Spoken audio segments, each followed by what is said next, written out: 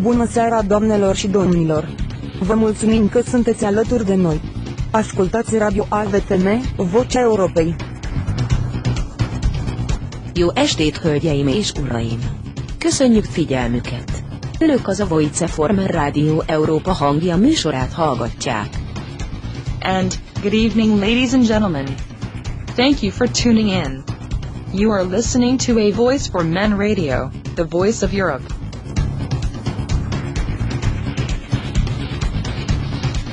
A Voice for Men is the flagship of the men's rights movement. And this show is probably the only one at this point addressing the issues concerning men and boys at a European level. If you ever thought that there's something wrong regarding the state's approach to men and their issues, this is the best place to start. This is the place where feminism gets to be called out on its lies and propaganda, and the state is invited to get out of people's lives. Please consider visiting avoiceformen.com and see how the truth in action sounds like. We are here and we don't plan on leaving anytime soon. And now, Lucian Valsan shall bring us on today's topic.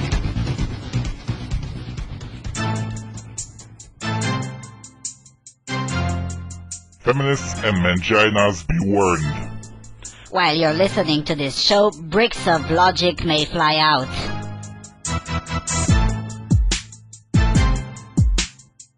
Good afternoon, ladies and gentlemen.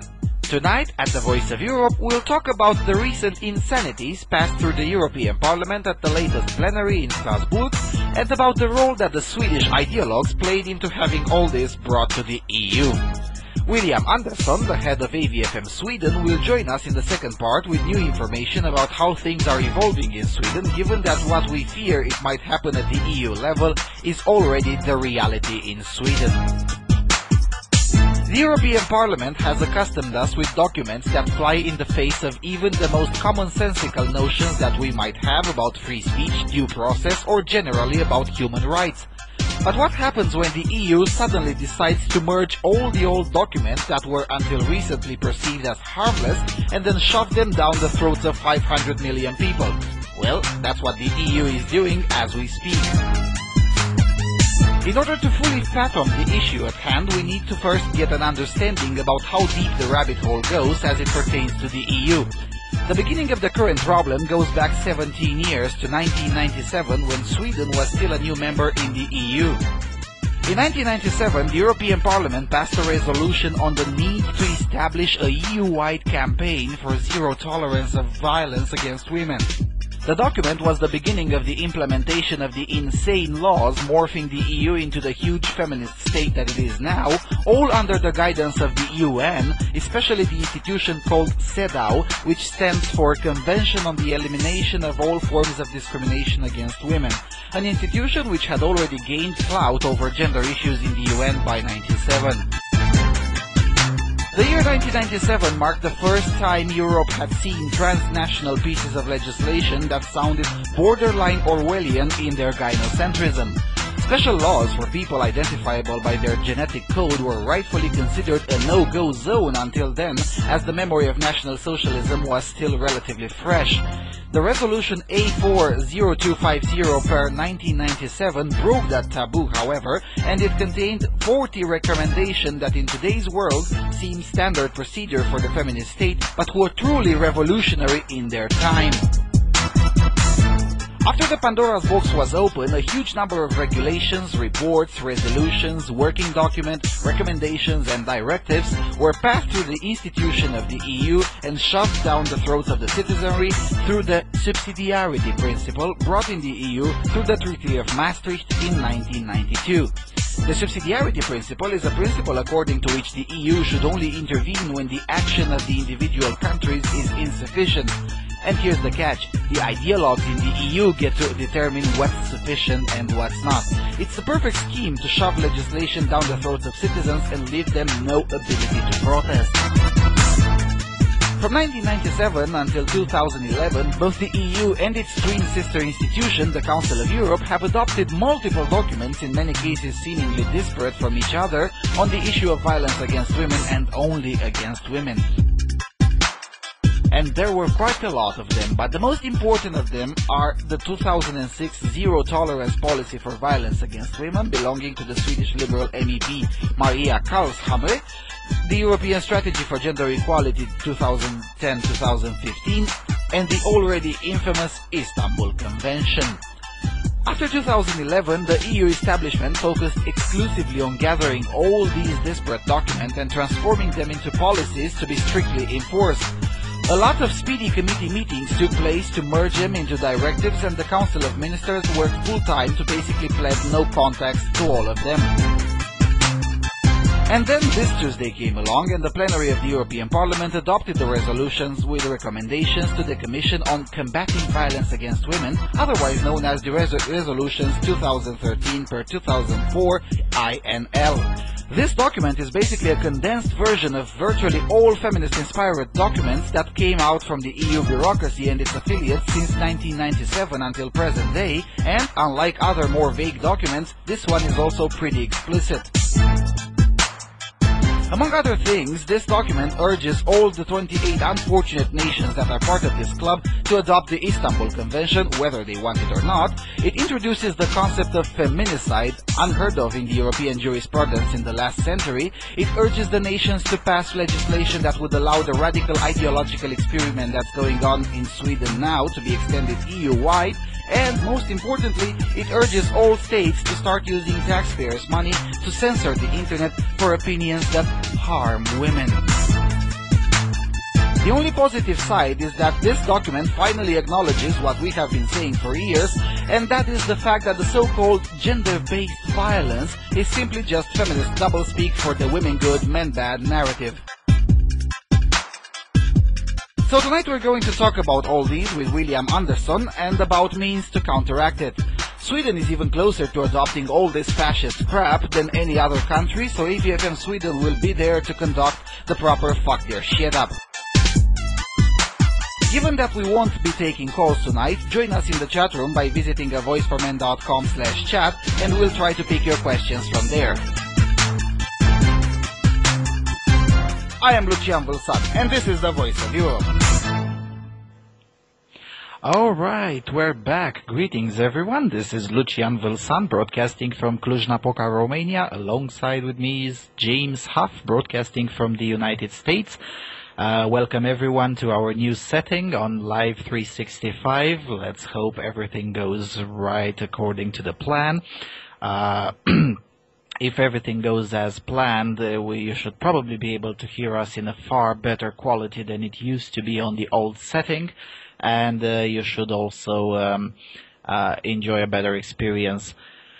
For the purposes of chat room, please go to avoiceformen.com/chat, and you'll have the instructions in there to get in the chat room available for this show. Hey there, James. Hello, hello. How's it going? Well, it's going just fine. I'm still getting used to this new setting, which is a bit counterintuitive to me, but yeah, I'll get along. Well, yeah, I mean, we're going to be broadcasting in a whole new way here pretty soon, so... Well, well, in that case, put the news jingle. You are listening to AVFM Radio, the voice of Europe. This is the news.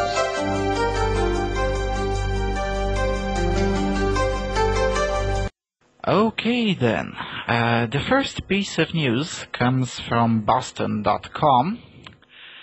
Radical feminine leader plans U.S. feminist outpost. Paris, Associated Press, she quickly seduced French officialdom after arriving from Ukraine, winning political asylum within a year of her application. Her visage, framed in blonde hair, crowned with flowers, helped inspire France's latest postage stamp. Few French people knew back then that they were dealing with a radical soldier for the feminist cause in town to organize the ranks of women for radical insurgency with the bare breasts as weapons. The sweet start for 23-year-old Ina Shevchenko is souring. The defiant chief of the Ukraine-born Femen movement now risks up to 5 years in prison and a 75,000 euro fine for bashing brand new bells at Notre Dame Cathedral a year ago and allegedly damaging one. Dressed only in pantyhose, she and 8 others were celebrating the resignation of Pope Benedict XVI. The trial for the 9 was postponed for Wednesday from Wednesday to July 9. A second trial begins March 14 for a single Femen activist for simulating abortion in Paris' famed church, Église de la Madeleine. Femen has orchestrated a raft of bare-breasted protests with a range of targets near the Vatican, in front of the Russian President Vladimir Putin and German Chancellor Angela Merkel, near the Grand Mosque of Paris, and in several churches outside France, including the Christmas Mass at Köln Cathedral. There, a single topless woman with the I am God painted on her chest briefly jumped onto the altar. Boldness is clearly in Shevchenko's blood. She fled Ukraine in 2012 after taking a buzzsaw to a huge wood cross, risking prison. Today, she is nonchalant about that risk. Of course, I was scared after the Ukraine protest, she said in an interview with the Associated Press. But this is not fear that will make you stop your activity. We are scared not to be able to continue our activity. We are not a political party who wants to find fans. We are not a rock band, she said. We are a bunch of angry women. Boy, she is right. Shevchenko has announced plans to expand Femen's footprint from 9 countries, mostly in Europe, to the United States, most likely in New York or Washington, D.C. The group's Ukraine headquarters has been shut down. We are this sort of detonator, she said. We go where the problem is. That includes houses of worship, which she says are responsible for patriarchal laws that subjugate women. The plan to add a U.S. branch coincides with the wave of criticism of Femen and questions about why Socialist President François Hollande efficiently approved a stamp representing Marianne, the national symbol since the French Revolution, that resembles Shevchenko.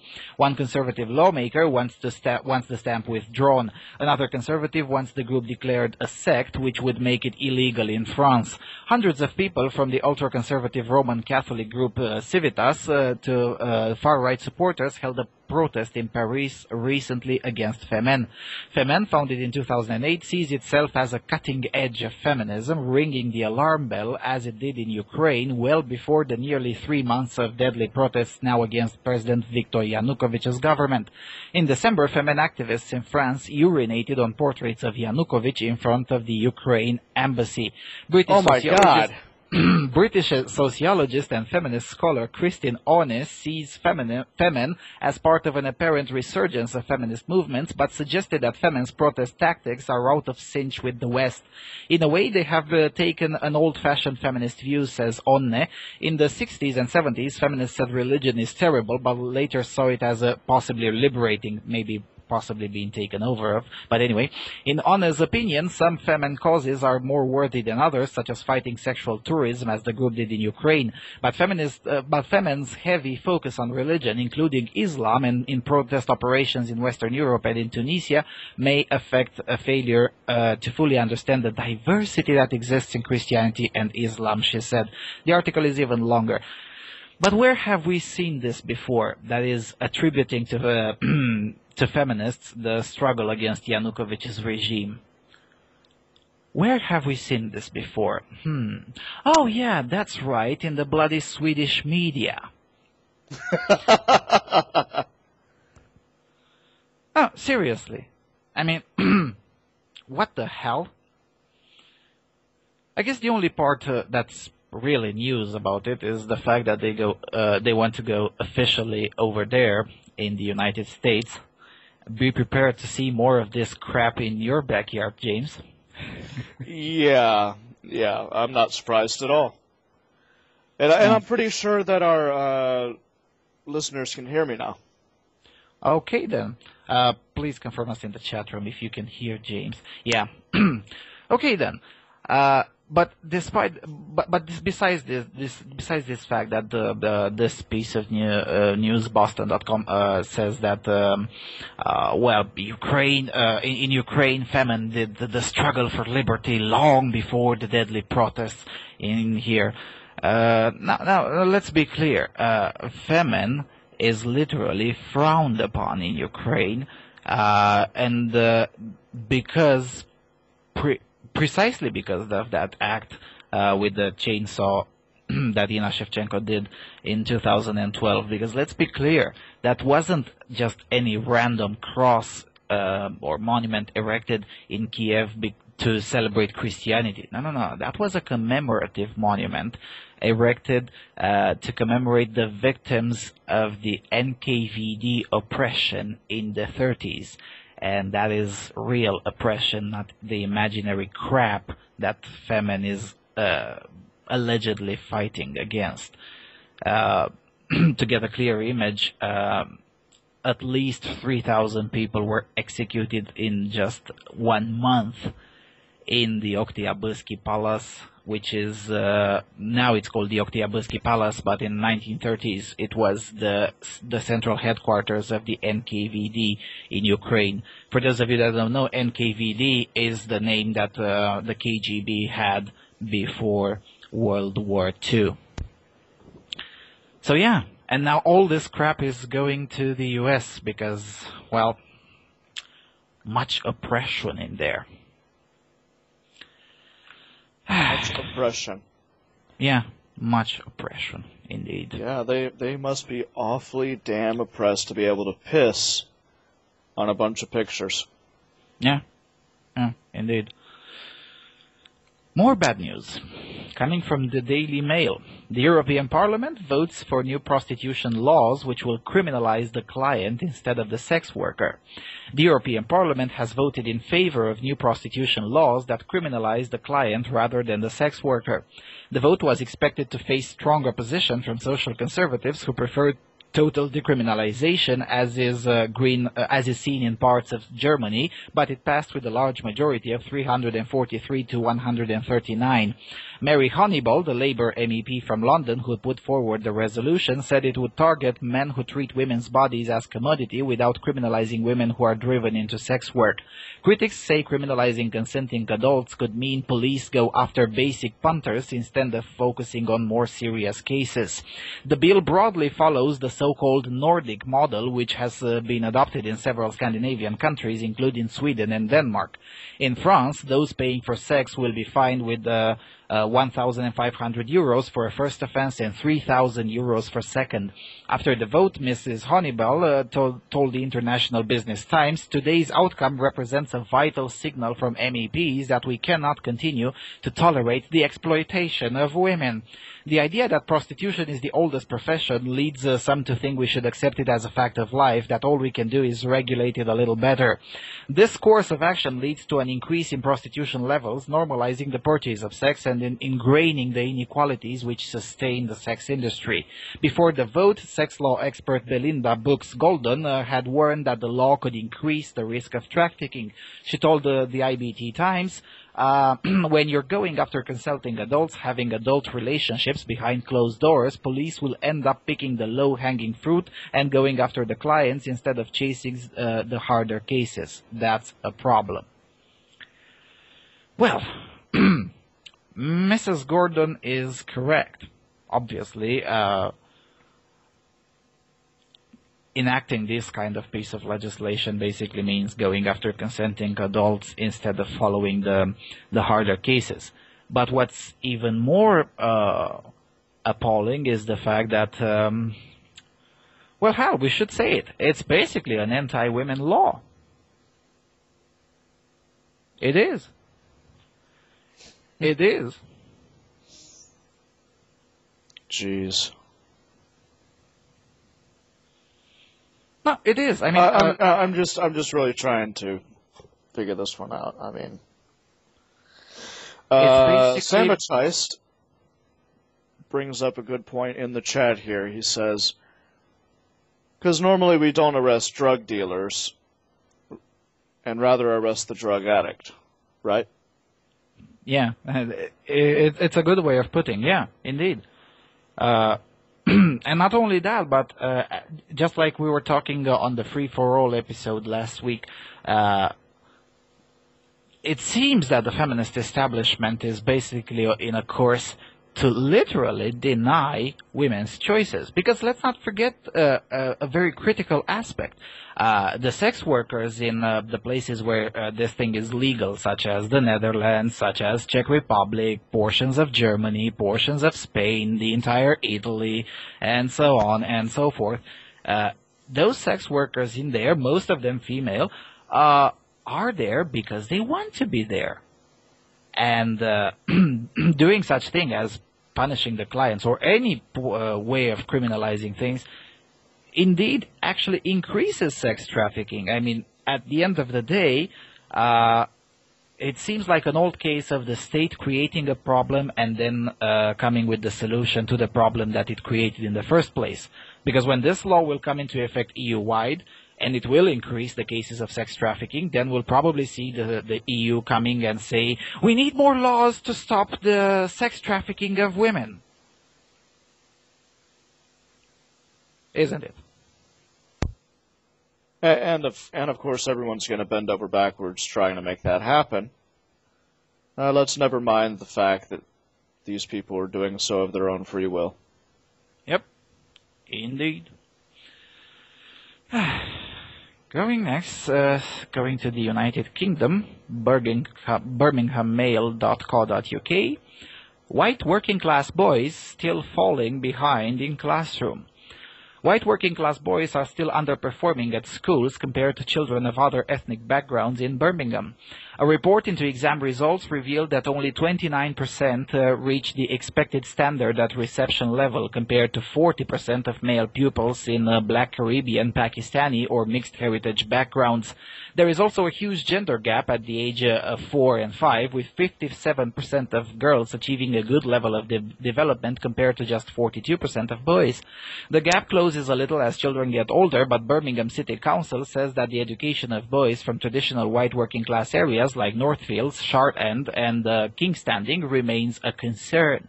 It appears deprivation is the main issue at the age of 16. Only 36% of white boys from deprived backgrounds, those on free school meals, leave school with 5 good GCSEs. More than 2/3 of white boys not having free school meals meet the standards. The highest achievers are Indian girls from better off backgrounds with 87%. The city average for leaving school with 5 good GCSEs for all pupils is 60%. Council Labour Cabinet member of Education Bridget Jones said, quote, "There are certain parts of the city, the static white working class communities, where performance is a concern. We are talking to schools in those areas to find the reasons. In Northfield and Longbridge, which is an underperforming area, we have a pilot scheme with schools to make improvements, and if it is successful, we will roll it out," end of quote. She said the scheme is looking at the subject areas where performance is poor, such as maths, and trying different teaching methods. Asked why white working class boys are so far behind, she answered that the head teachers tell her that there is an aspirational gap. In that part of the city, we had the collapse of Rover, and the jobs people traditionally went into were gone, she added. Across the city, it was found that Birmingham's education is performing around the national average in terms of school performance. Opposition Tory education spokesman Count James Bird said that the school performance has steadily improved, but not enough. We must go faster, he said. The Council's Education Scrutiny Committee was told officers were now acting on recommendations calling for the local education authority to use greater powers to intervene in underperforming schools. Officials had taken direct intervention in 10 Birmingham schools, although those were not named. Let's read once again this piece of sentence, which, in my opinion, is the crux of the entire article. More than 2/3 of white boys not having free school meals meet the standards. So could it be, that the problem is maybe somewhere else, such as in the fact that the schools are now, I don't know, becoming basically a substitute for the entire family? Sounds about right to me. I mean, I don't know. Back in my days, and I'm not that old, the schools were there to teach basic knowledge. They were not there to decide what do you get to eat, They were not there to feed you. And those were things to be left for the family. And according to this article, and according to this statements given by a Labour politician, it basically says that the schools that don't have free school meals and the schools that don't act as a nanny institution, those are the schools where the white working class background boys are not only meeting the standards but are doing just fine.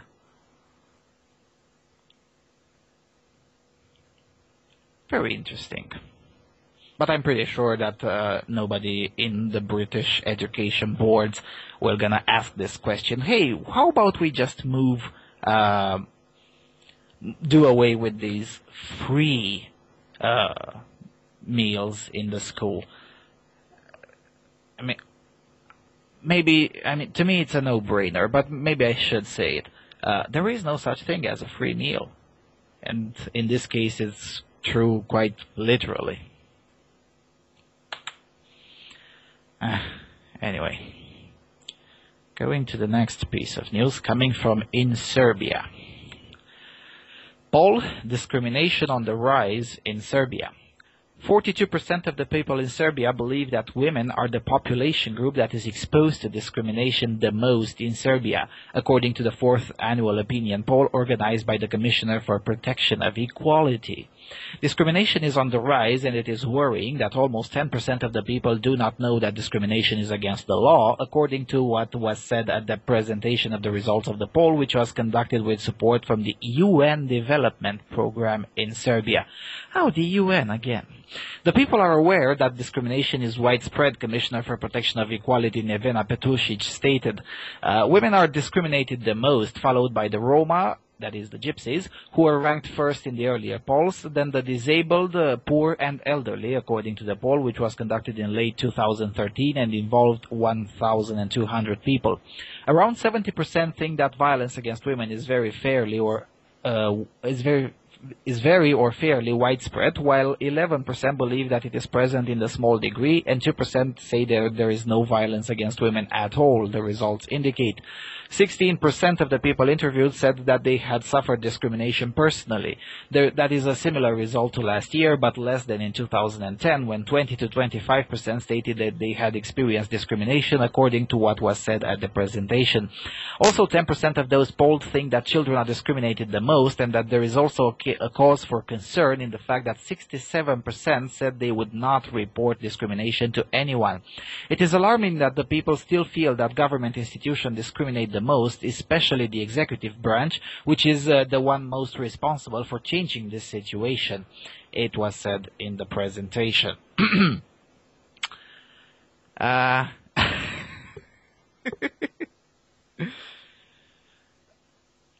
So basically, the Serbian population is basically saying, look, the state is the main problem, leave us the fuck alone.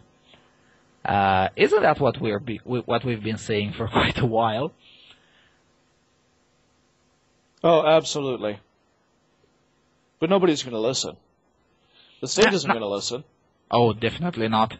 And with regards to this thing that there is widespread violence against women and domestic violence and whatnot, we recently published on thevoiceformen.com a thorough analysis about the domestic violence problem in Serbia. If there is, and in my opinion there is, a domestic violence problem in Serbia, the problem is with reciprocal domestic violence. I mean, yes, domestic violence occurs quite frequently in Serbia, but at least when it comes to heterosexual relationships, which are the overwhelming majority, these are reciprocal.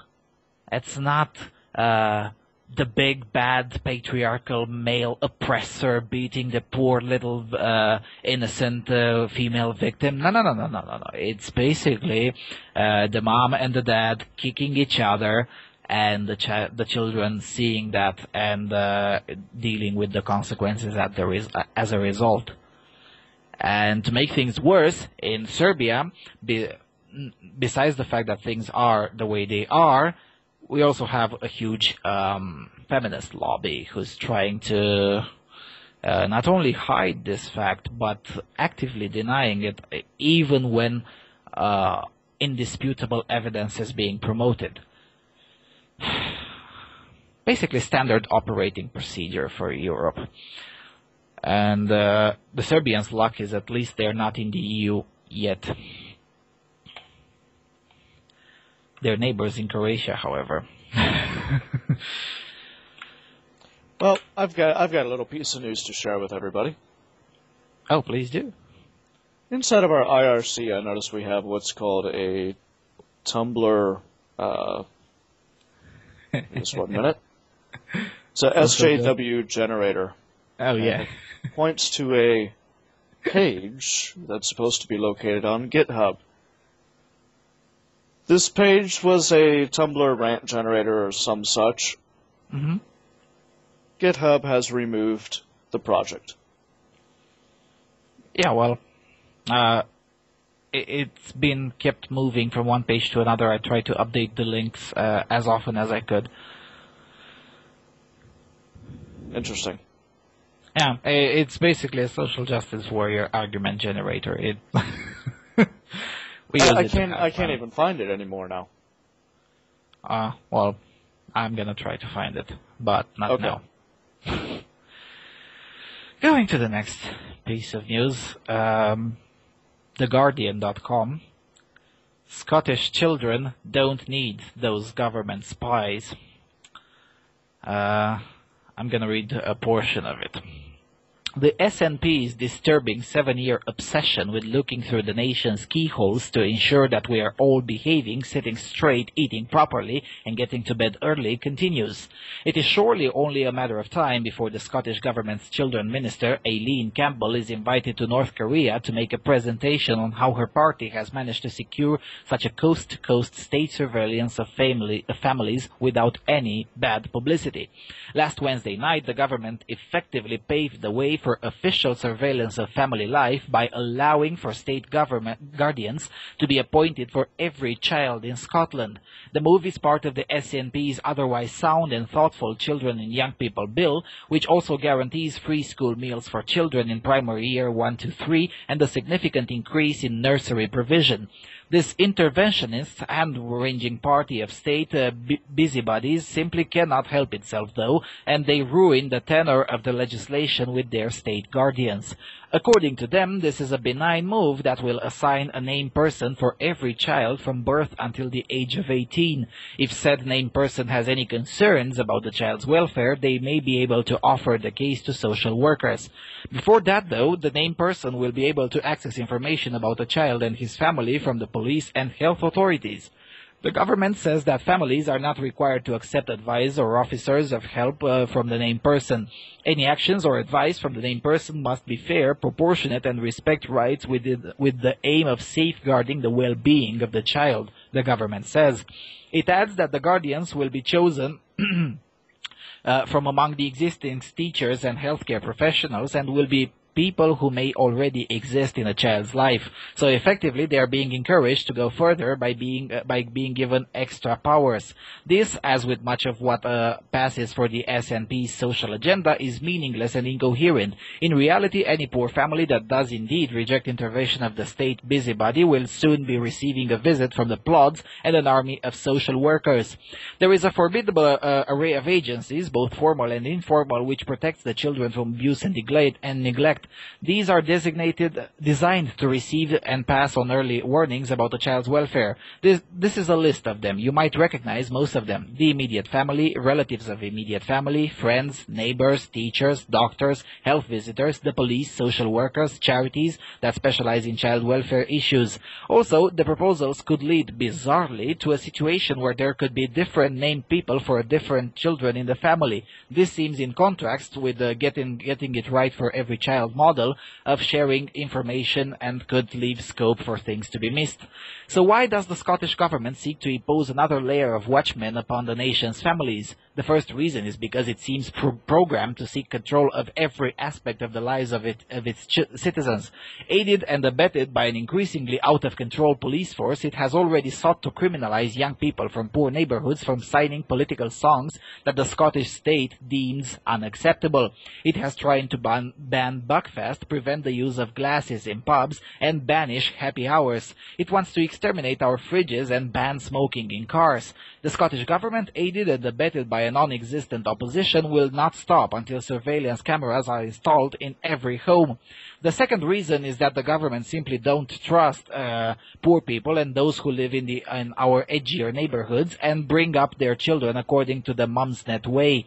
The people who face social challenges every day in their lives simply do not have enough time to organize cupcake demonstrations or have online discussion about how to get the best out of a blowjob. The article goes on. Now, the only reaction that I can have is, the state is out of control and the UK is pretty much closer to become the new Oceania.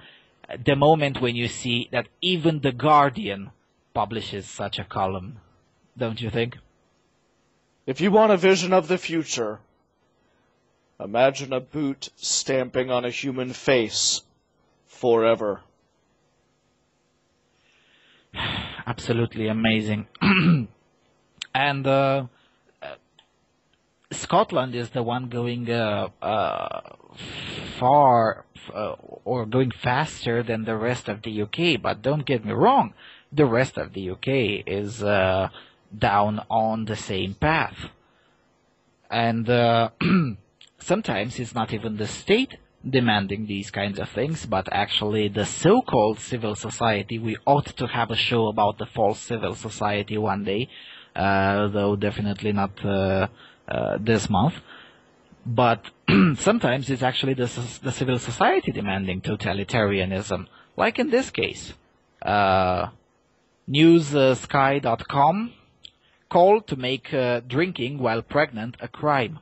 Women who put their unborn babies at risk by drinking to excess during pregnancy should be prosecuted, say activists. Campaigners hoping to make it a crime to drink excessively during pregnancy may be a step closer with a landmark case on the issue due to be heard by the Court of Appeal. If heard, the legal test case will argue that a 6-year-old girl who suffered brain damage due to alcohol exposure in the womb is the victim of a crime because her mother was warned of the risk of her drinking. Figures from the Department of Health show in total around 1 in 100 babies are now born with alcohol-related disorders. In the past 3 years, there has been a 50% rise in fetal alcohol syndrome, FAS, with 313 babies found to be damaged from being exposed to alcohol in the womb in 2012-2013. Experts believe the numbers could be in fact much higher, with thousands more fetuses damaged. Consultant psychiatrist Dr. Raja Makirji warned mother-to-be do not have to binge drink to be at risk. If you avoid it, that's the safest route, he said. That doesn't mean that people who've drunk a little bit have harmed their child. Most people won't have done. But if you want to guarantee safety and you want to guarantee no risk, then no alcohol is the best way forward. It needs to be clear from the start that you can't drink. Plans are already underway to make it illegal to smoke when children are in the car after members of the parliament backed a ban raising the question if mothers who deliberately harm their unborn baby by drinking should also be prosecuted. Susan Fleischer is the founder of No Fast UK, a charity which promotes awareness about the impact of alcohol during pregnancy. She agrees more needs to be done to cut the number of children being affected, but does not think the prosecution is the answer. Well, you know what? The only reason why these people are worried about this is because it's costing them money. Yeah, Tolstoy. There's a double standard here. Once again, we can point to the Violence Against Unborn Act here in the United States. Yep. A guy can be prosecuted for that. receive a 20-year to life sentence for murder for a 7-week-old fetus. And yet she can feel free to have that thing torn apart, sucked out of her uterus up until it's 20 weeks. So the only reason why the state is interested in keeping mothers from drinking is because if the children are born, more than likely it's going to end up causing the state to spend some money to take care of these kids. Yeah, and it's basically the same argument. The moment you have the state can give you everything, it can also take you everything. And the moment the healthcare becomes the responsibility, the full responsibility, as is the case in the UK, the full responsibility of the state and no responsibility whatsoever on the individual, then also the state gets the right to dictate what you get to eat, what you get to drink, when you get to drink, when you go to the bathroom, and so on and so forth. Right. Now, don't get me wrong, that's sort of a sticky situation. Because these women who go ahead and carry these children to term, there is a moral argument for harming that child in such a way. Okay? Sure there is. But on the other hand, these activists are calling. They acknowledge the fact that most women who have drank during the time they were pregnant, they have not in fact harmed their child. But if you want to guarantee safety, and like quoting them, and you want to guarantee no risk, then no alcohol is the best way forward, and consequently prosecution and jail time for that. At the end of the day, we need a quantitative argument. This kind of approach may indeed solve 200 cases per year. Sure, that's a good thing. But on the other hand, it will breach the liberty for no reason whatsoever and without any benefits for anyone for a couple of millions of people. And what's more important? Right. Well, in this case, what they would have to do is in order for this to even be effective, because people who want to drink are going to drink, in order for this to truly be effective, they would have to prosecute after the child is born and diagnosed with fetal alcohol syndrome. Or they can encourage the citizenry to call the police. Hey, I just saw a pregnant woman drinking a glass of wine in the local pub. Well, It happened before. It is already happening. This is the reality in New Zealand right now. They have the police and the state actively encouraging citizens to rat out people who dare to smoke in their cars, for instance. This is the reality now. So why wouldn't this be the case in here? I mean, New Zealand and the UK have a pretty much similar legal system. Holy crap, this is getting Orwellian. Oh, yes, it does. And it is getting Orwellian, but make no mistake, we here in Eastern Europe, we've seen this with the, because, here in Romania, for instance, you didn't have to be seen by a Securitate officer doing something that's not likable by the party, that was not likable by the party. No. All it took was a neighbor to go to the Securitate or to call to the state and said, look, I just saw my neighbor pissing on a portrait of Ceausescu, for instance, or something like that, or saying a bad joke about the regime or whatever. And this is already the case now in New Zealand. And people are ratting each other out because, I saw my neighbor smoking in the car and his son was in the back seat. Doesn't matter the fact that the windows were open, or it doesn't matter the fact that the car is his own property and he gets to do whatever the fuck he wants on his property. No. You are smoking in your car, so you can be prosecuted for that. I think the punishment is a fine, but still. Wow. Yep. I don't want to go back to the to the times before 1989, but apparently the Brits haven't seen it and they think it's a joke, so they're now actively requiring for totalitarianism. What the hell happened with the British society? The next piece of news coming from Verdensgang, Norway. New report, en av 10 norske kvinner har blitt voldtatt. New report, 1 in 10 Norwegian women have been raped. A comprehensive national survey on violence and rape shows that almost 10% of Norwegian women have been raped. This is a very serious figure and a very dark one presented here, and maybe they are even much higher than and they are much larger than we've seen in public statistics, says the Justice and Emergency Minister Anders Anundsen. What concerns me, in addition to the scale, is that so few take the step forward. They decide to keep it for themselves rather than take advantage of the support system that exists, he continues. The result of the first major violence and rape survey in Norway presented Wednesday morning. The survey was conducted by Nasjonalt Kunnskapssenter om vold og traumatisk stress, the National Center for Violence and Traumatic Stress Studies, and it was commissioned by the Ministry of Justice and Public Security. Present to receive the report of Justice and Public Security Minister Anders Anundsen and the Health Minister Bent Høie. Okay.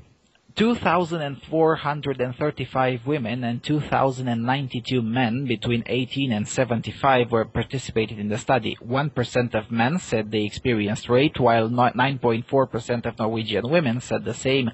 Among women who reported having been raped, half of them had experienced it before the age of 18. It was senior advisor in NKVTS Ole Christian Hjemdal and the researcher and psychologist Siri Thorsen who presented the findings Wednesday morning. Nearly 1 in 10 women has experienced this. It seems we're very high, says Thorsen. Only 11% of those who have experienced rape chose to report the case and go to medical examination. 1 in 3 has never told anyone that they have been raped. One of the reasons why so few choose to report is that the victims say it's no use. In it, there is a plenty harsh criticism on the attention that they receive. They were seated. They were scared and they felt that they were left to fend for themselves, says Hjemdal. Going a little bit further down the road. Oh yes, Prime Minister Erna Solberg believes that the numbers are grim. These are dramatic figures, and rape figures are dramatic in terms of how many cases end up in court. There are large shadow figures, says the Prime Minister. Domestic violence is a political responsibility and social responsibility that is much broader than that. It deals with norms, attitudes, and our ability to see people who are in crisis. The left's leader, Trine Skei Grande, states that society has a responsibility to have a criminal chain that hangs together, shelters that work, and strong NGOs to combat domestic violence and abuse. It is shocking to relate to such figures, but I think it's good that they have arrived, because then you can really start to discuss them, she says. The survey also shows that a large part of the population has experienced severe violence at some point in time during their lives. 45% of the men and 23% of the women say they have experienced severe violence. Severe violence is defined as violence that has been intimidating and violent. 23% of men and 12% of women say they have been physically harmed by violence once in their lifetime. Like many men and women who have been subjected to less severe physical violence by a partner. But when it comes to serious violence, the picture is quite different, says the senior counselor. Among those who reported the severe violence, only 1 in 4 referred it to the police. Okay, so we have this piece of report, which included, less than 5,000 people. And the results of it being extrapolated to 5 million people who live in Norway.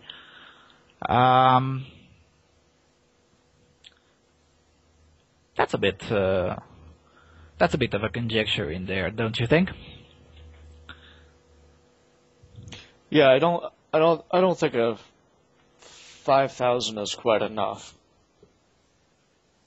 But then again, we also have the off-cited study that was done by That's Life magazine of little over 5,000 women, asking of them various things about how they would deal with infidelity, how they go about being cheaters themselves, whether or not they would tell a little white lie, things of that nature. And that was done in Britain.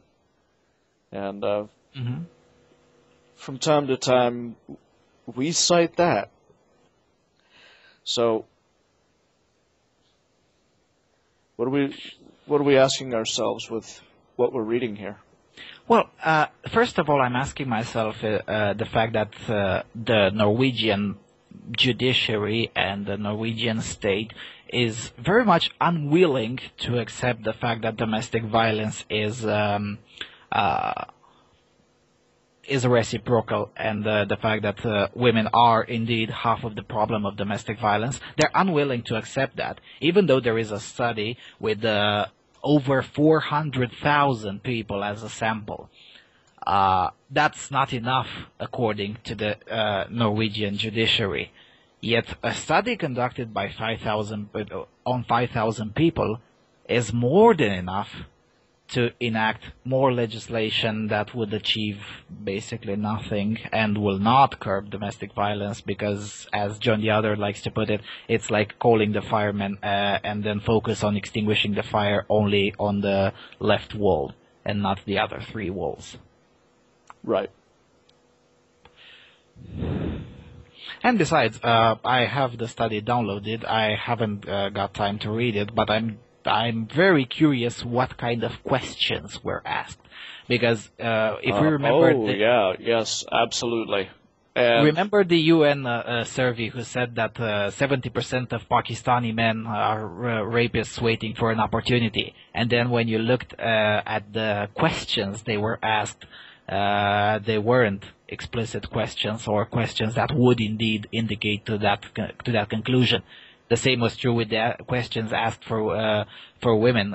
They basically asked them, would you expect in the next month to have sex at least once with your husband or partner without really wanting it, but without really wanting it? And many of them said yes, because in a marriage you sometimes have sex with your partner when you don't really want it, but you do it for the sake of your partner, and this is happening both men and women. And their conclusion was that 80% of women expect to be raped in the next month or something like that. And seriously? And that's why I need to read the entire study. I'm pretty sure the questions were not honest. It wouldn't be the first time in Scandinavia when they pull this kind of stunt. Oh, it'd be interesting to see whether or not the questions that they asked were the same of men and women. Oh, I'm pretty sure they weren't. So we'll see. Throw me the link to that study. Yeah, I'll do that after the show. Okay. Going to the next piece of news, Harman allegations divide the UK press, voiceformen.com. Accusations by the Daily Mail newspaper say that three key Labour supporters had links to a paedophilia support group are causing mounting controversy in the United Kingdom. Labour Deputy Leader Harriet Harman, her husband Home Affairs spokesman Jack Dromey, and former Health Secretary Patricia Hewitt have all been named by the newspaper. Among the numerous historic accusations, the Daily Mail claims that in a briefing paper written by Harman on the Protection of Children Bill, she argued that photography of a naked child should not be considered indecent unless it could be proven that the subject had suffered. The Daily Mail and other news sources are now asking why both the Labour Party and the BBC have until recently not even acknowledged the weeks-old allegations. Last week, leading abuse charity NAPAC demanded an apology for the trio's alleged links with the disgusting group, and Conservative MP Philip Davies described the BBC non-coverage of the story as a scandal. The BBC is interesting only in stories that favour the Labour Party or that appear in The Guardian. If this were about Conservative MPs, the Labour Party would be up in arms and the story would have been leading Newsnight 5 days running, he said. A BBC spokesperson said the BBC News is an impartial, independent news organization and decides its editorial priorities based on merit alone and without external help. Bullshit. Both Harriet Harman and Jack Dromey have now made statements denying the allegations and accusing the Daily Mail of a smear campaign against them. Well, I don't know if you followed this scandal, James. I personally don't have an opinion for it. I don't have an opinion, actually, because as much as I dislike Harriet Harman, and I do, on the other hand, I have failed to see documents about what exactly did she do. Right, we shouldn't be witch hunting either way. Yeah, and it's also the fact that, and Britain has quite a tradition in that. They had a psychologist, actually, I think he was a psychologist, and he published a piece in the BBC arguing that the age of consent should be lowered to 15 or 14, and he brought scientific data about why that would be sensible, and also brought a series of precedents, legal precedents in Britain that show that the current framework of the age of consent is not working, and it's actually failing the real victims and punishing innocent people. And that guy was also crucified and called a rape apologist and a pedophilia apologist and so on and so forth. And thinking of that piece, that's the reason why I'm not so sure that about what Harriet Harman actually did. Right. And more to the point, she said it is alleged by the Daily Mail that she said, well, a picture of a child should not be considered indecent unless it could be proven that the subject had suffered. Well, there is a little bit of a merit in that argument. I remember reading about a case, I think it was in the United States, but I'm not sure, about a 20-something-year-old man who was arrested and charged with child pornography possession. And his possession was basically a clip of himself jerking off when he was 14 or something like that. Well, go figure, man. When I was... My mom has got pictures of me when I was this little tiny kid running around naked around the house or laying on a blanket. I mean, like a 6-month-old. And I'm laying on this blanket in the middle of the living room. I have those too, yeah. Yeah. I mean, what the hell? So my mom could now be charged with child pornography? Yep. Because she happened to have a picture of her own child just laying there on a blanket. Yep. If I remember correctly, now I have pictures of myself made in on the nudist beach quite some time ago, of course. By some countries' child pornography laws, that could be illegal. Now, fortunately, here it isn't. But if I were living in Sweden, I don't know if I would keep them. Holy crap! Yeah. And of course, this is where we have individuals who can't separate intent from an action. Yes. And this is the reason why I'm not so happy to take a knee-jerk reaction the moment I hear the keywords child pornography or pedophilia, or I usually tend to have the reaction, now hold on a second, what exactly did happen? Because again, I never thought I would say it, but I am saying it. Harriet Harman is correct. A photography of a naked child should not be considered de facto or implicitly indecent unless it could proven that the subject had suffered, or you can prove an intention of malice somehow. Because as you said it, your mother has pictures of you naked when you are 6 months old. That's not child pornography. But according to some very strict laws in so many countries, she would sit there and she would laugh about it. You know, because I'd be looking through this family scrapbook and I'd see this and I'd go, "Mom, what the hell?" She'd like, "Oh, you just wait till you have a girlfriend come over. I'm going to show her all your baby pictures." I guess now that would be considered distribution of child pornography. Yeah, pretty much. Anyway. The next and probably the last piece of news, also from The Guardian. Something's wrong in the universe today. 2 pieces of news from The Guardian on the news section here. Britain's male suicide rate is a national tragedy. The article is written by an individual that I personally despise, the middle-class left-wing prick Guardianista Ali Fogg, but he's right on the money. In 1981, 2,466 women in the UK took their own lives. 3 decades later, thanks to the improvement in psychiatric and emergency care medicine, to a range of suicide prevention barriers and policies, and perhaps the gradual social, political, and personal empowerment, the number in 2012 had almost halved to 1,391.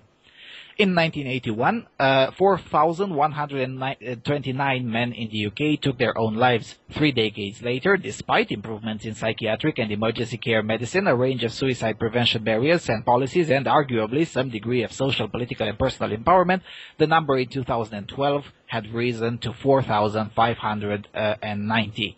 The latest suicide statistics from the ONS show the greatest gender gulf since records began. The suicide rate for men is now 3.5 times that of women. Breaking down the statistics, the most worrying trend is a rise in the rate among men aged 40 to 44. It is striking, too, that whereas 30 years ago the risks for men were greatest in London and the southeast and lowest in the north, the picture has now entirely reversed. The tallies with research by Samaritans who have found that men at the bottom of the socio-economic pile are at the greatest risk. Claire Willey, its head of policy and research, was quoted as saying, "They will grow up expecting by the time they reach midlife they have a wife who will look after them and a job for a life in a male industry. In reality, they may find that they reach middle age in a very different position. Society has this masculine ideal that people are expecting to live up to. Lots of that has to do with being a breadwinner. When men don't live up to that, it can be quite devastating for them." End of quote.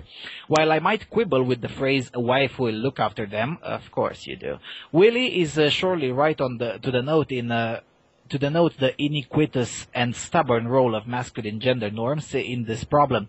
Much of this is internalized. Men are imbued with the cultural model of the husband and father who is there to protect and provide, an ideal that society continues to promote as a measure of masculine worth, while too often snatching away the opportunity means the circumstances by which it can be attained.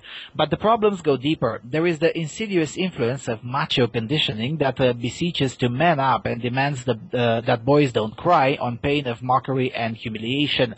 These values are directly implicated in men's reluctance to seek help and support, whether from friends or professionals, preferring to self-medicate with alcohol or drugs, with all the consequences that holds for careers, relationships, social isolation, and homelessness, all of which are known to be key risk factors for suicide.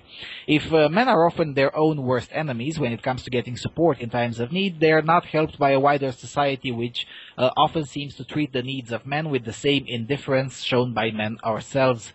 That suicide is a gender phenomenon is a looming, inescapable, self-evident truth, and yet it is one that seems to have largely escaped the notice of government.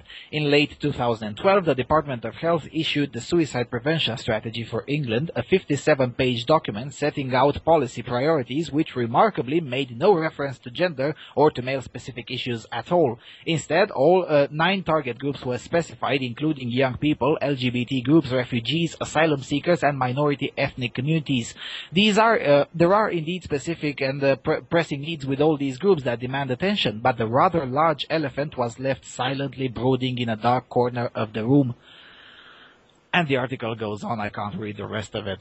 Now, this coming from the same guy who slammed men's rights activists not that long ago. Yeah. Yeah. That's precisely why I chose this article. I mean, this guy slammed the MRAs in general and the AVFM in particular. He slammed Mike Buchanan for saying exactly the same things.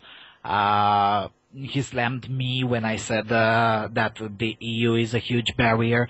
And now he comes in and says exactly the same thing, and what the hell? Well, don't you know, we don't say it nice enough. Yeah, right. I mean, really, there's no room for anger here. There's no room for the type of rhetoric that actually gets people's attention. You know what people are going to do? People are going to look at Ali Fogg and they're just going to write him off and move on. Yeah, indeed. Well, these were the news that I had prepared. William Anderson is already prepared to come online, so I guess we should go to a music break and then bring him on, don't you think? Absolutely. I'm going to go ahead and play some music. Yeah, the music is Tequila Sunrise, Big Brother. It's a Swedish rock band. Enjoy.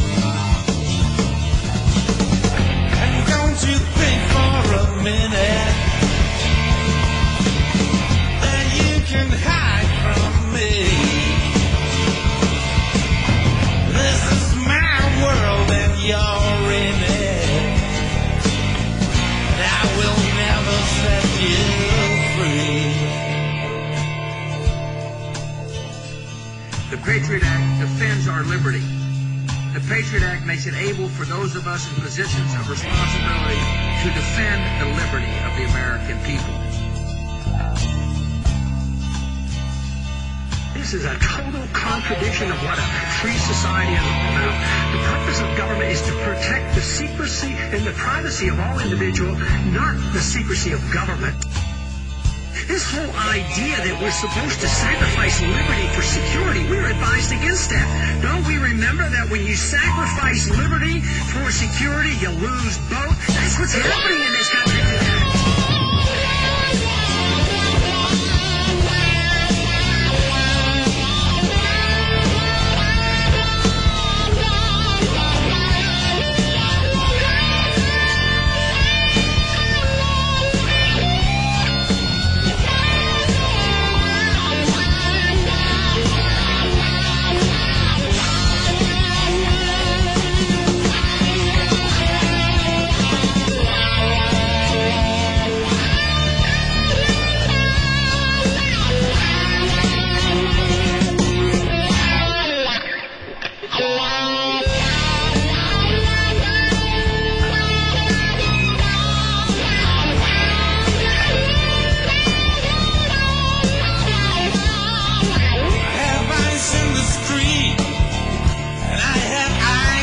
the sky.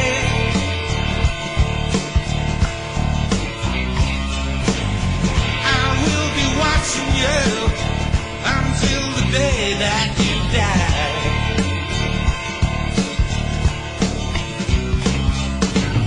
Why won't you understand? I know what's best for you.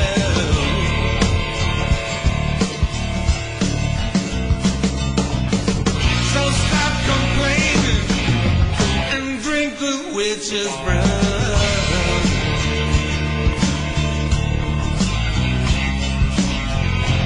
I am the big brother. I am in control to take away your freedom. It's my ultimate goal. And don't you think for a minute that you can hide from me. This is my world and you're in it. And I will never set you free. No, no. Never, never.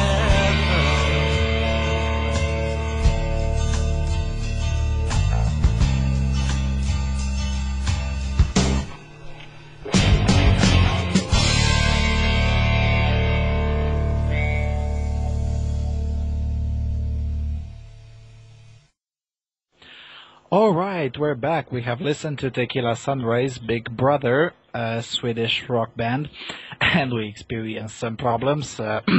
Please bear with us. It's still a new experience and a learning experience for us here in this setting on Live 365. Alongside with us has joined William Andersson from AVFM Sweden to go straight into the topic at hand, that is the EU's zero tolerance policy. Hello there, William. Hi there, Lucian. What's up? How's it going in there? Pretty good. I haven't. I've been doing other stuff here for a few days, so I have to confess I'm not really up to date with what they have decided here. But sure, you can. Well, I wrote a huge piece and an expose on the main page of AVFM, EU's zero tolerance policy and the Swedish state, the coming censorship. I urge everyone who haven't read it yet to go and read it. The reason we are having this show is precisely because you've told us that basically the feminist establishment in Sweden is stepping up their game basically to call for more censorship, and that should include the so-called hate against women, end of quote, expressed online. Yeah.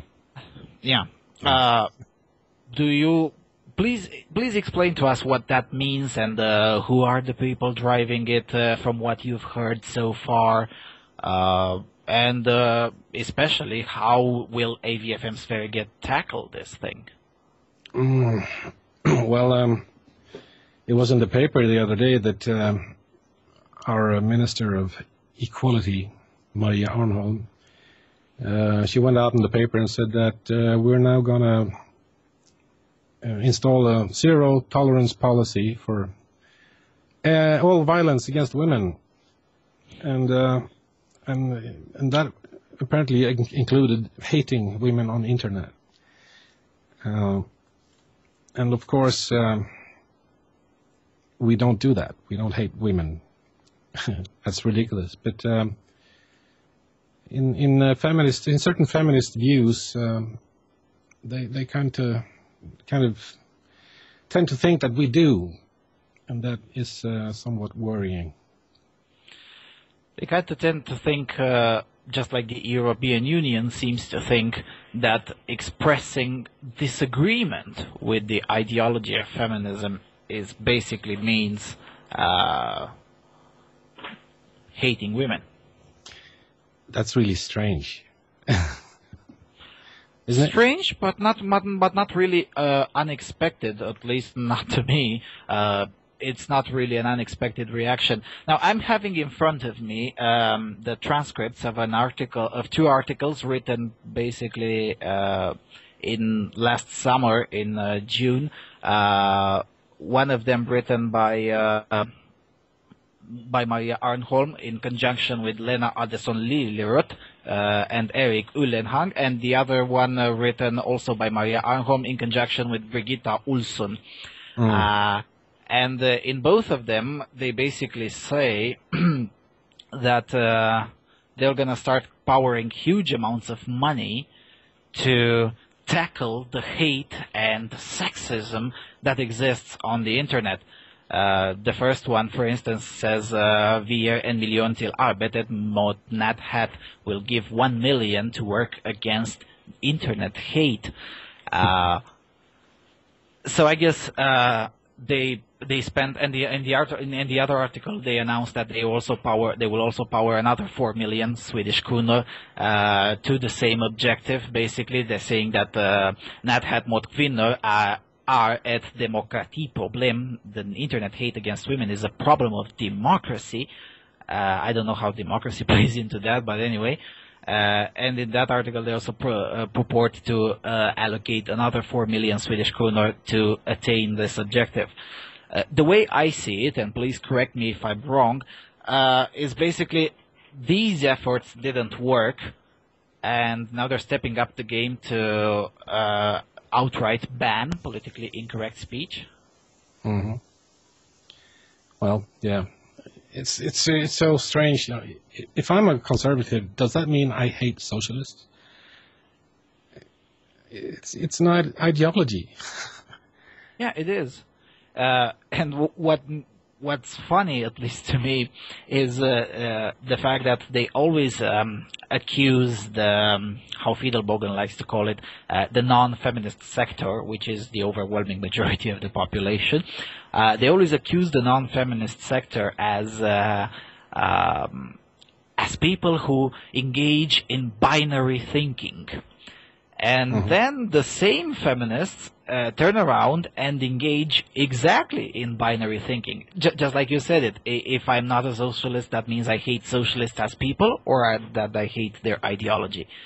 And that's exactly how they seem to view it, at least in my opinion, and the way I see it in the newspapers. If someone disagrees with a certain ideology, be it at least for in the article published in Aftonbladet on 14th of June 2013, the Minister for Equality seems to suggest that if I disagree with a certain ideology such as Islam or feminism, it means I'm a racist and a woman hater. How does that thing work? And I guess my question is, how many people actually believe in this kind of rhetoric? But it's especially in the society at large. How many people actually believe this kind of nonsense in Sweden? I've never got a clear picture of that. Maybe you can enlighten us a bit. I honestly don't know. But I've never heard anyone call for a ban on conservatives, for expressing their view, or socialists. For a while ago, the Swedish TV show Uppdrag Granskning, they did a piece on this hate against women on the internet, and they took a very strange example. There was this girl that she protested against a clothing store because they had Tupac Shakur on their T-shirt. They had what? They had Tupac on their T-shirt that they were selling. Oh, the artist. Okay.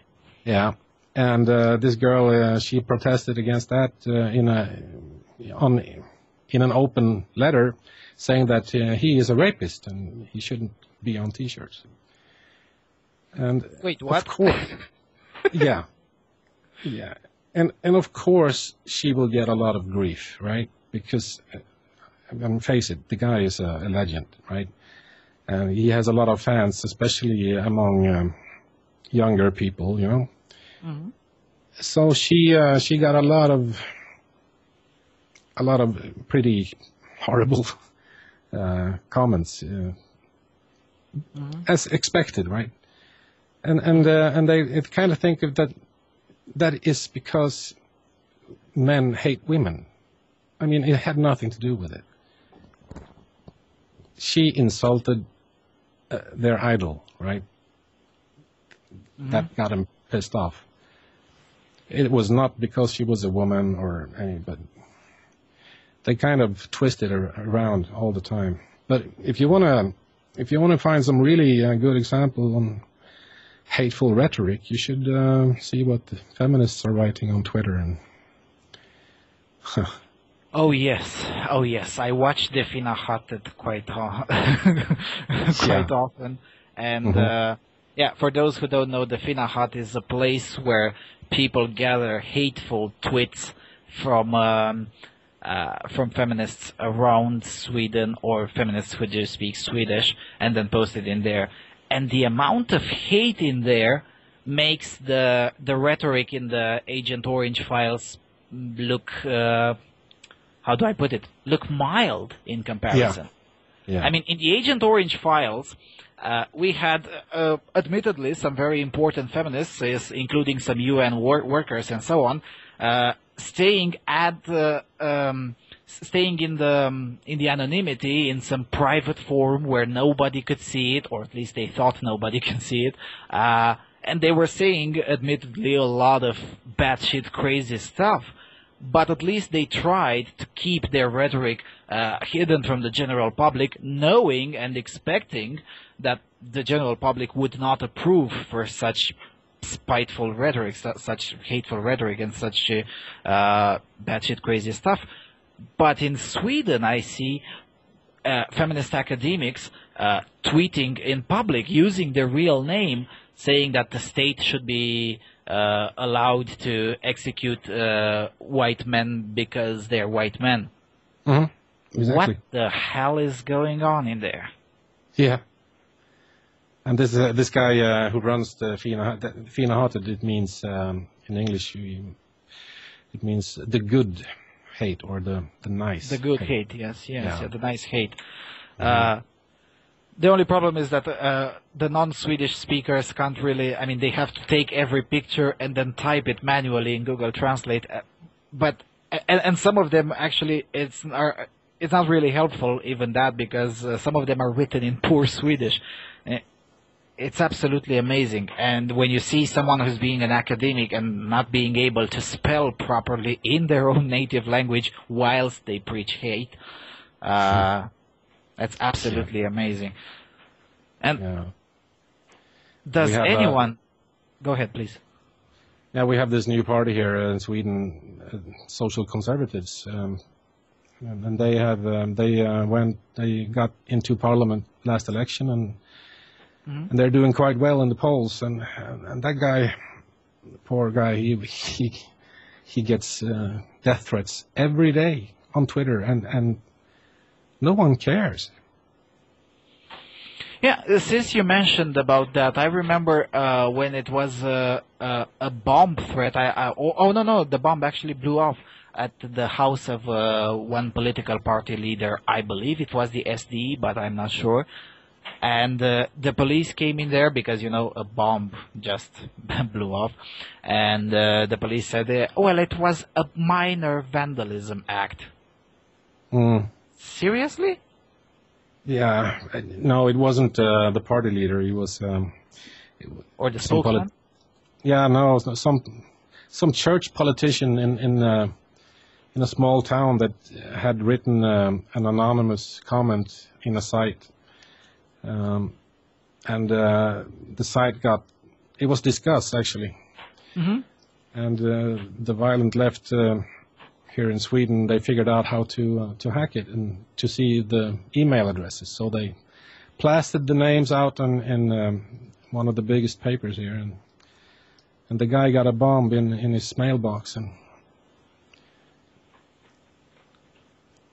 and it blew off. Yeah. Amazing. Now, for those who don't know the incident, the guy is okay. He was not harmed. but on the other hand, the act was considered minor vandalism. I think his two kids are pretty shook up, though. Oh, of course they have to be. I mean, it's still a bomb. Yeah. And that's, I mean, that was a minor act of vandalism. But on the other hand, disagreeing with feminism on the internet should be subjected to a zero tolerance policy that would get people criminally prosecuted for that. It'll be interesting to see if they go after us. They have to give some example of where we have all this hidden hate against women in our page. I can't find any. I wish them good luck. Now,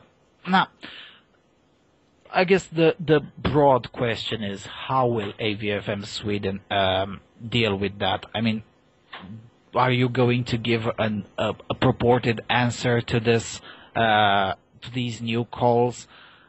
Because obviously, at one point or another, will be the subject on that, and yeah, basically, how will the editorial team on AVFM Sweden deal with it?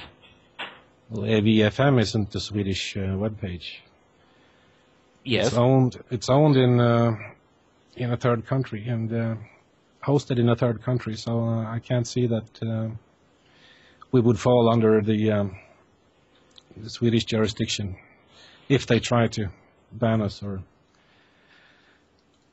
Mm-hmm. You know. Yeah, but as far as I know, if a page is written in Swedish and aimed at the Swedish public, at least in theory, is subjected to the Swedish law. Yeah. I think I know this from you. But on the other hand, there is that forum, I always forget its name. Flashback, yes, in Sweden, who is always, or almost always, politically incorrect, yet nothing happened to it. So are we looking at very violent rhetoric from the state or from the feminist establishment, but on the other hand, a Leviathan with no teeth? If you get my... Yeah, you know, they have tried to shut down these blogs before. I mean, there are some, especially blogs that they consider being racist. We have one big one called Of Pixlet. They've tried to shut that down, but it's hosted in the U.S. And when the police in Sweden, they call the U.S. and they say, "What are you talking about? You know, we have freedom of speech in this country. Fuck off." Yeah, since you mentioned the fuck off, that would be my answer as well. I mean, despite the alarming piece that I wrote for the front page of AVFM 2 days ago, I guess showing them the middle finger would be the appropriate answer. It's the only answer. James, have something to say? James? Oh, sorry about that, guys. No, I've got to change a specific setting in here for me to talk. No, I've got nothing to say. I mean, how do you see these things going on in here? Because, yeah, for the moment we can stay sheltered in the fact that, you know, the servers are not in Sweden, and consequently, here's our middle finger, get the fuck out. But at the end of the day, if this thing goes off and will cover the entire European Union, and it seems that it might happen, then what else? I mean, it's not. Well, then you're looking at internet blocks the same way that China's got things set up. Pretty much. And what they'll do is they'll take... Let's not forget that we're already blocked in the United Kingdom by certain companies. Oh yeah, absolutely. No, I expect that to be on a state level. So in other words, they will dictate to the ISPs, okay, this is what you are not allowed to serve the people with. Yeah, would that be possible, William? Oh, absolutely. Well, I mean, come on, they're doing it in China. And don't get me wrong, there are workarounds. There are plenty of people in China who are capable of getting the full internet, but still that's a workaround that each individual would have to find. Interesting. Would that be possible legally in Sweden, William? Because, for instance, I'm thinking of my own country, that would be absolutely impossible to happen, at least not in the next 10 years. You just can't do it. Well, I don't know. It's illegal now. You have these VPN tunnels that you can use, or you can appear to be sending out or sitting behind a computer in some country in Africa or whatever. Of course, it depends on how much they want to get you, I guess, you know. Yeah, I guess if the FRA would be involved, well, that would pose a serious problem. Yeah. They can decrypt anything. More or less, but yeah. I guess the next question is, do you fear for the safety of yourself or the safety of someone else from the editorial team of AVFM Sverige? I mean, the people who live in Sweden, because sometimes I write something on AVFM Sverige, but I have no reason to fear for myself. But for those who live in there, including yourself. Well, I have feared for my safety for years. Ever since I went against the authorities in another matter. But no, I don't. I think first of all, there are sites that they want.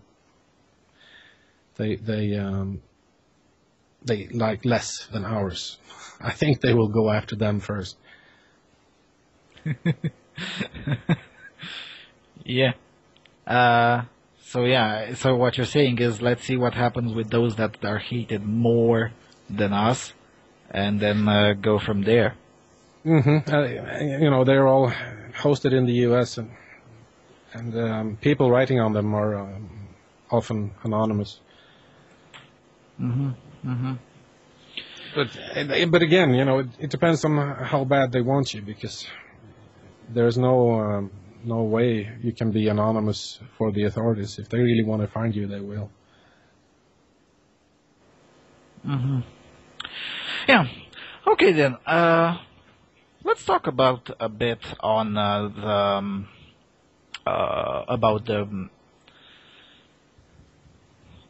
the latest EU document adopted just this Tuesday on the 25th of February. The document is quite lengthy, and it has several proposals for the European Commission. Now, if the European Commission says yes, then all the 500 million people living in this unfortunate club will gonna have to swallow it, whether they like it or not. And we have, let me read from the document. Proposal number 8. The Parliament urges the Commission to establish in the next 3 years an EU year to end violence against women and girls, with the aim of raising awareness amongst citizens and amongst all politicians of this widespread problem, which affects all the member states, with a view to presenting a clear plan of action to end violence against women.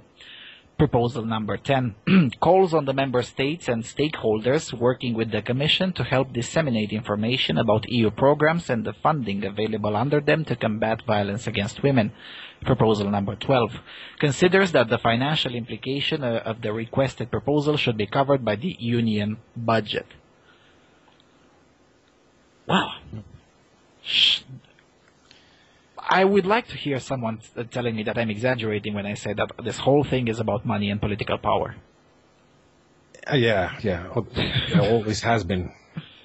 Yeah, but this time is becoming increasingly obvious. what shocked me... The feminists must have some really powerful networks all around the world, because they get everybody to dance to their music. I don't know how they do it.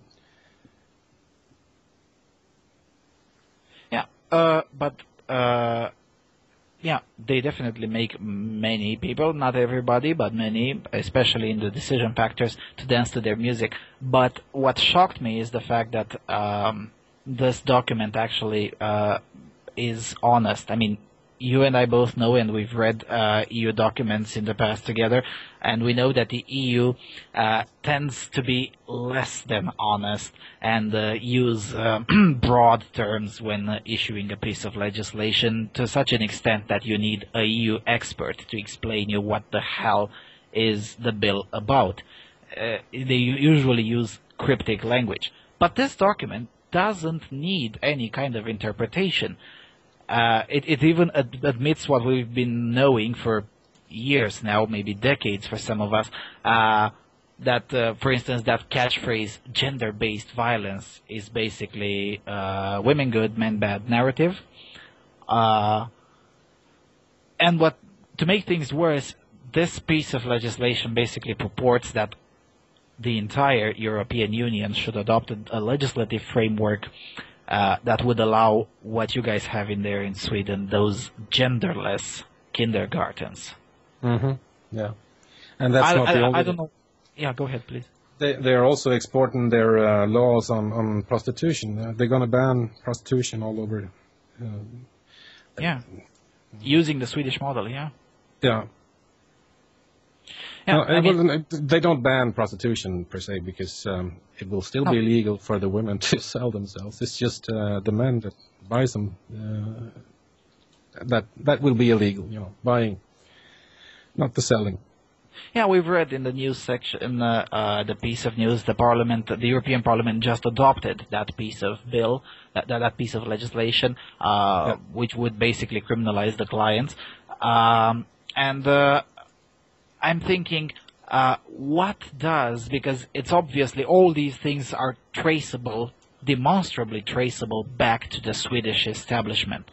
So that's why I want to ask you, what makes the Swedish feminists particularly so influential that renders the, let's say, French feminists basically useless at the European Union level, or even the British feminists? It wouldn't have been such a huge shock for me if everyone would have been dancing by the American feminists' music, but everyone is dancing using the Swedish feminist music. What makes them so powerful and so influential to not only dictate in Sweden, but to dictate at the EU level and sometimes at the UN level? What makes them so powerful? I don't know, quite honestly. I don't know. I read about this guy yesterday who ran the World Health Organization back in 1948. Can't remember his name now, but he was saying already back then that the only way to impose a world state is to attack the foundations of family and so on. So there might be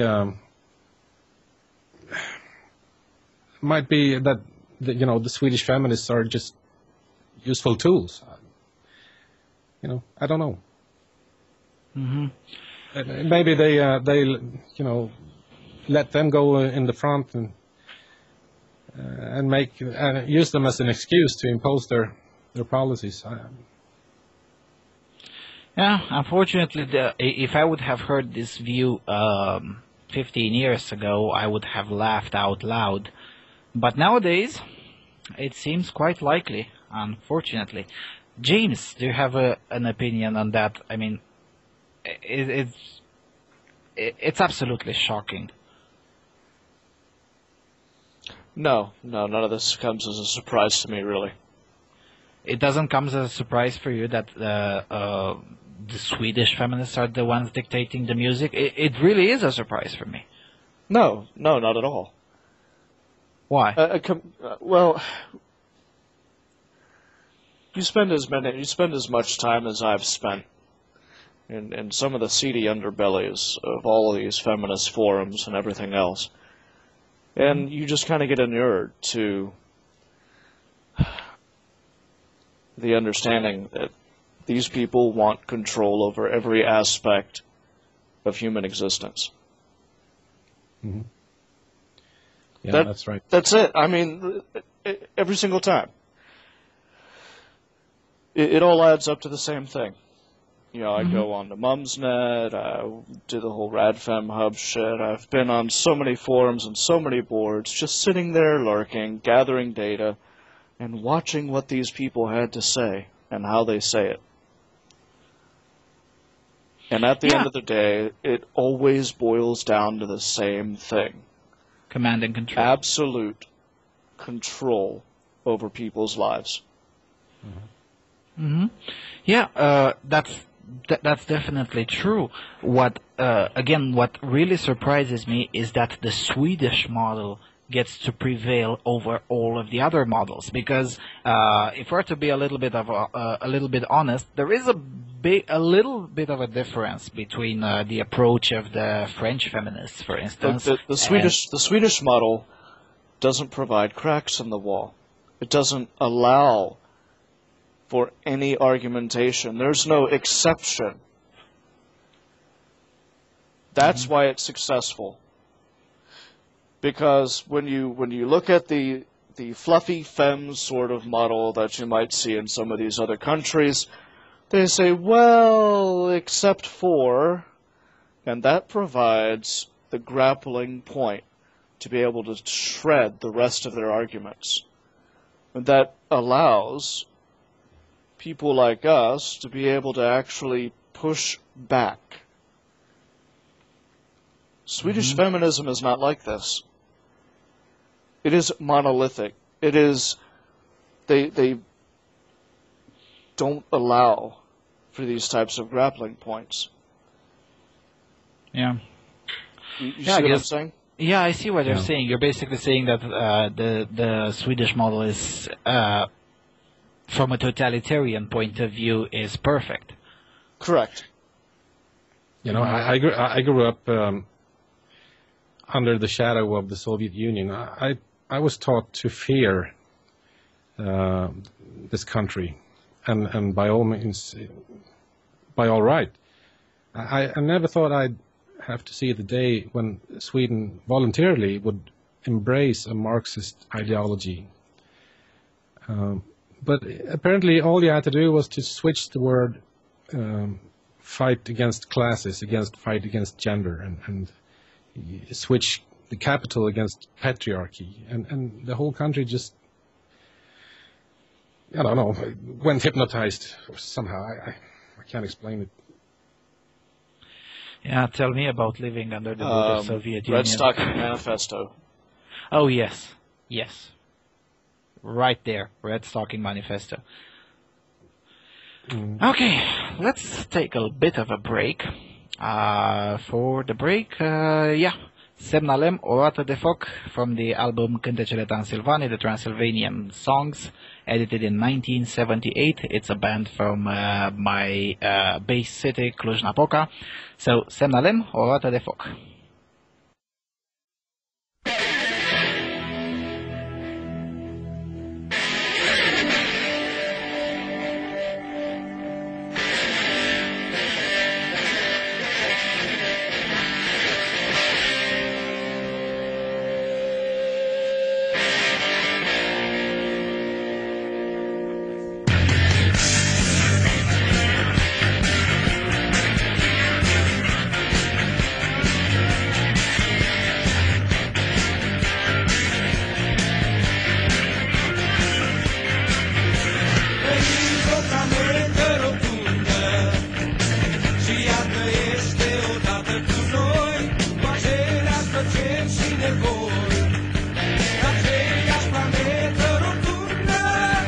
Rotule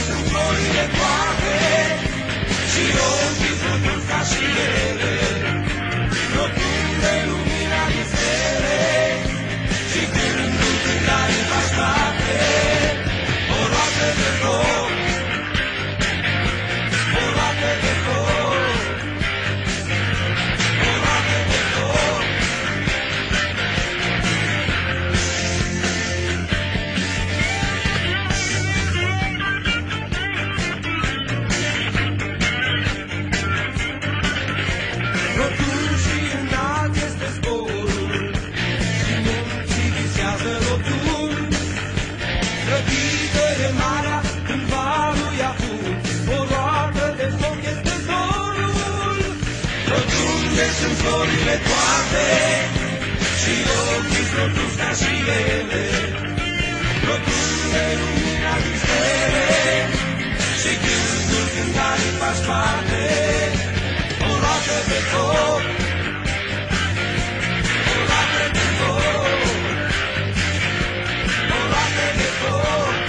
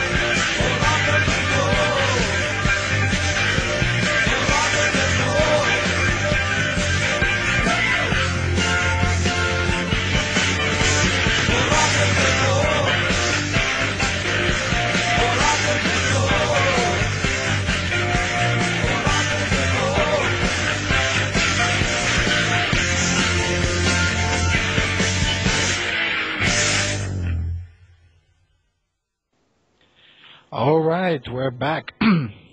We've listened to Semnal M O, roată de foc, great rock band from Cluj-Napoca. They're still active, by the way, but yeah, they got old. We're here with William Anderson from AVFM Sverige and with James Huff. For the last portion of the show, I'd like to ask William whether there is at least one candidate for the next European elections, which will be in May. Is there at least one candidate that is not affected by the gender insanity in Sweden? Yeah, I would say it would be Jimmy Åkesson in Sweden Democrats in that case. That's the only alternative that's in the parliament anyhow. Mm-hmm, mm-hmm. Well, yeah. Will he run for the European elections? Now he's a party leader for the Sweden Democrats, but they get about 10% in the polls now. So, and their biggest problem is that the Sweden Democrats had some pretty dodgy background. You know, they were pretty brown once in a while. You know, when they started up. Yeah. But I think this guy, he impresses. He's a good speaker, and he seems to have pretty. I wouldn't say I agree with everything, but I can't see any alternative if you're going to vote. And no. Mm-hmm. Because all the other ones are yeah. Go ahead, please. It's not just the socialists, it's conservatives as well. I mean, we've had a conservative government now for 8 years almost, and it's only gotten worse. Uh-huh. Yeah, I've seen once a few weeks ago an analysis that struck a chord in my way of thinking. I don't know if it's entirely true, but it's definitely true with several countries that I'm keeping my eyes on, and Sweden is basically one of them. If we're looking to the way, to the long march through institutions that feminism has had in the last 20 years or so, you usually have the left coming in and putting a batshit crazy piece of legislation, and then you have the so-called right coming in and actually implementing it with their rhetoric of let's get tough on crime except that crime now means a lot of commonsensical stuff. Yeah. Now, the reason why I asked about this, of whether there is a candidate in Sweden that is not affected by the gender insanity, is because I wrote quite a while ago a comprehensive list of feminist MEPs from every single country in the European Union, except Croatia, because Croatia was not a member of the EU at that time. I don't know, I'm just going to actually say it. Read that list and make sure you don't vote for anyone that is on that list. Mm-hmm. Because, I don't know, it may be a chance, a big chance, to vote for someone who's not on that list, and then when they get there to Brussels or Strasbourg, or both of them, they get there and turn out to be more of the same. Sure, that's a possibility. But on the other hand, it's definitely a safer bet than voting for someone who you already know for a fact that will vote yes on every single feminist insanity that is proposed in the European Parliament. Yeah. Okay. We have Birgitta Olsson now as what are they called? Not the Parliament. She's in the what's the next level up? The Commission? Commission, yeah. A stone-hard feminist. You're talking about Eva Birgitta Olsson? Yeah. Well, she's the Minister for European Union Affairs in the Swedish government. Yeah. Well, I've read some of her stuff. Pretty scary stuff. Mm-hmm. And she's supposed to be she's in the Liberal Party. Mm-hmm. Mm-hmm. There's nothing liberal about feminism. Of course it's not. But are we expecting to see Birgitta Olsson being proposed as the next European Commission member from Sweden? Well, maybe. Because if that happens, then we're screwed. Well, maybe, and or she might take over the party as party leader. Mm-hmm. Because I mean, it's already bad that we have that Luxembourgian woman. What's her name? Come on, Luxembourg.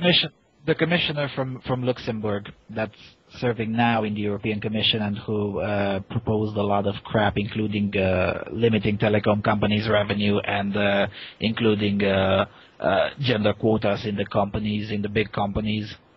What's her name? I don't remember. Yeah, well, it's bad enough that we have her. Vivian Redding. It's bad enough we have her. If we get Birgitta Olsson on top of Vivian Redding, because definitely Vivian Redding will be in the next European Commission, whether we like it or not. But if we have Birgitta Olsson on top of Vivian Redding, then we're all screwed. We're just gonna have 5 years of not more of the same, a lot more of the same. Yeah, I guess we better prepare for it because there don't seem to be any way of stopping them. Yeah, well, the first step to actually stopping them is, of course, keep doing what we're doing already and make sure not to vote for anyone on the list of feminist MEPs. That I pasted it several times in the chat room. If you live in the European Union, check that list and make sure you remember it when you go to vote. And with that being said, I guess this concludes our first installment broadcasted on Live 365. It's still a learning experience. We apologize for any kind of troubles that you experienced. And also remember voicefrommen.com/chat. It's a 24/7 chat, and you will find us in there for the after party after the show. Thanks a lot, William, for coming to the microphone of the Voice of Europe. No problem. And I really, really hope that you'll be coming back with some good news in the near future. From at least at least as it pertains to the activism conducted by AVFM Sphere, because definitely from this establishment we can't expect good news. Well, I can tell you, we just passed our 40,000 visit. That's a good news. Indeed it is. Yeah. It's catching on. Mm-hmm. Yep. Well, with that being said, I guess take the red pill.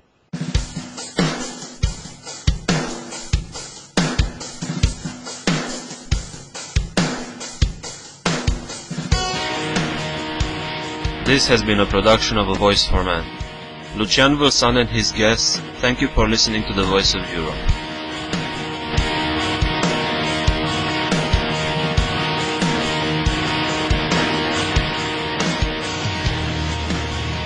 A Voice for Man radio is not corporate media and everything runs on donations. So please consider visiting avoiceforman.com and make a donation.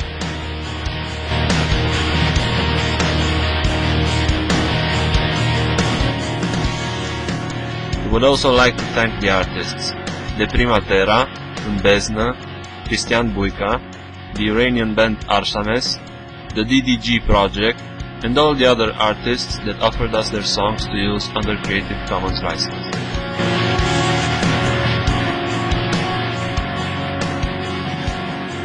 Special thanks go to www.eacdv.com/sounds for putting the sounds of the jingles at our disposal.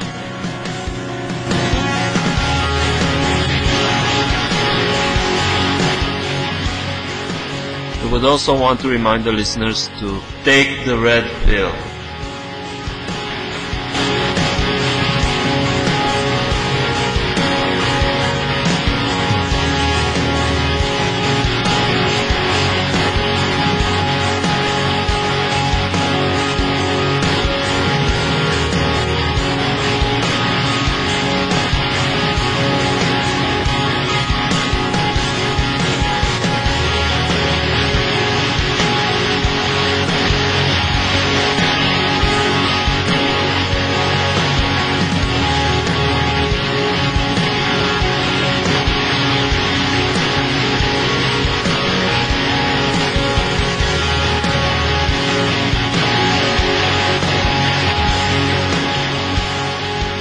Thank you for listening to us and have a great evening.